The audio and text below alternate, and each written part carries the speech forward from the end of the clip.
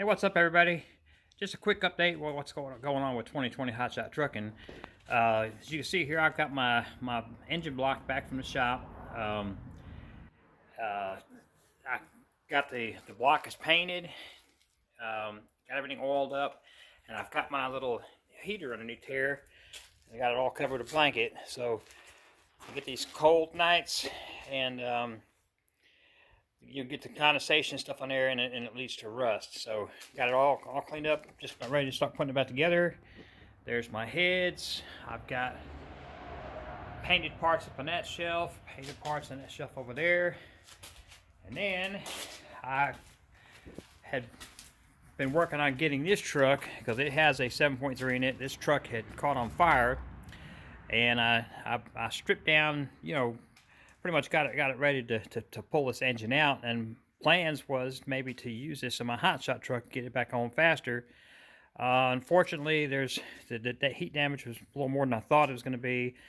It was going to have all new injectors, and that starts getting real expensive. So for now, this is on hold. I did drain the oil, had about a gallon of water in it, which would have just probably not really caused any damage. It would have just sat in the bottom of the oil pan. But nevertheless, this is more than just add a few parts on top to make this thing run. The transmission is supposed to be a rebuilt transmission that, recently rebuilt transmission made for heavy duty for towing. This truck is actually, it's a big flatbed with a lift gate, and unfortunately the lift gate pump is not good. But I do have a lift gate on one of my other trucks that I could probably take the pump off of it. But and it's, this is a really big lift gate, so that'd be pretty awesome if I could someday use that. But what I really wanted to talk about is over here, right here, is my new to me 2010 Peterbilt 387. So I went down to Florida last week and picked this thing up. They told me it had a 10-speed. And any of you that's driven a semi know that, shifting a semi, you got to have to be at the right speed for the right gear, or things just don't work right. So I'm sitting here trying to shift this as a 10-speed and having a hell of a time. And lo and behold, if you pay attention to the shifter, that is a 13-speed, which is actually awesome, because that gives me a lot more flexibility when you're going up and down hills. So this is got a high-rise sleeper with 2 bunks. I've been working on making room in here. Let me see if I can get some more light. I have a subscriber that came by, and he said he had a refrigerator. So I took out the partition for that side of this shelving unit. I'm going to leave the top on there, put a refrigerator down here, which is 32 inches tall.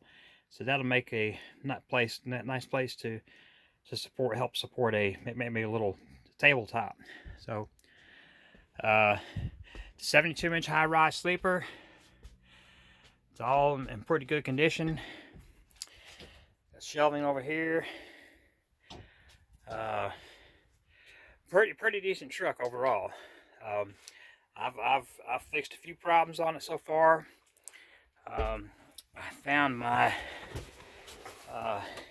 data connector down here was disconnected and tucked inside the up behind here, up in this area here. I imagine maybe the previous company, they had the ELD connections, where the driver couldn't get to them. So, and that is an ELD I've got in there. I've got that's the Garmin, which does not have a subscription. I don't like the idea of paying somebody $20, $30, $40 a month for what, right? So hopefully that there will work out. So As far as the engine goes, it's got a ISX15. One of the cables is broken for the hood release, the driver's side. So I've just been doing it the this one is not released. There we go. It's a little bit funny. Pardon me jumping around trying to hold this with one hand and film this. So it has a ISX15, 450 horse, absolutely no blow by. I'm going to be contacting a diesel mechanic that I know she specializes in these ISXs, and see if I can get it taken to her. Let's fire this bad boy up. Find my key.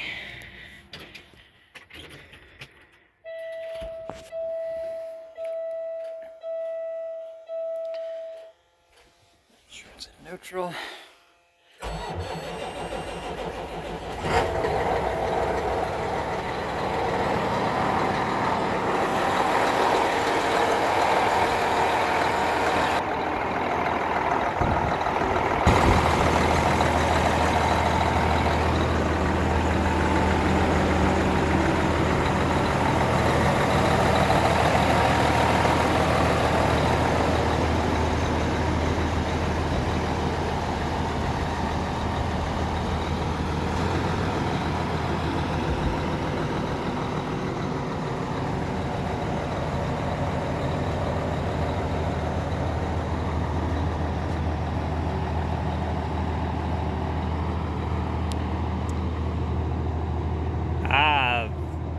Get a feeling this fifth wheel plate is going to need to be replaced,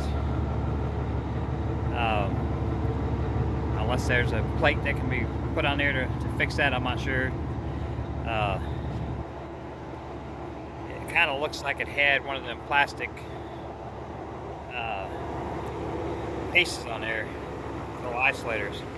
So got good rubber all around. You can see it's been repainted, and this truck was from up in the Ohio area, so there was quite a bit of rust, but somebody done gave it a paint job, and but the rust, the parts that they didn't paint isn't too bad. They passed the DOT inspection the day after I bought it home, so. Got some things to get figured out on it. Got to figure out how I'm going to mount my tablet, and a few other things, and then I'll be ready to go on the road. Maybe do some power only until I find a trailer. That's where we're at. Catch y'all later.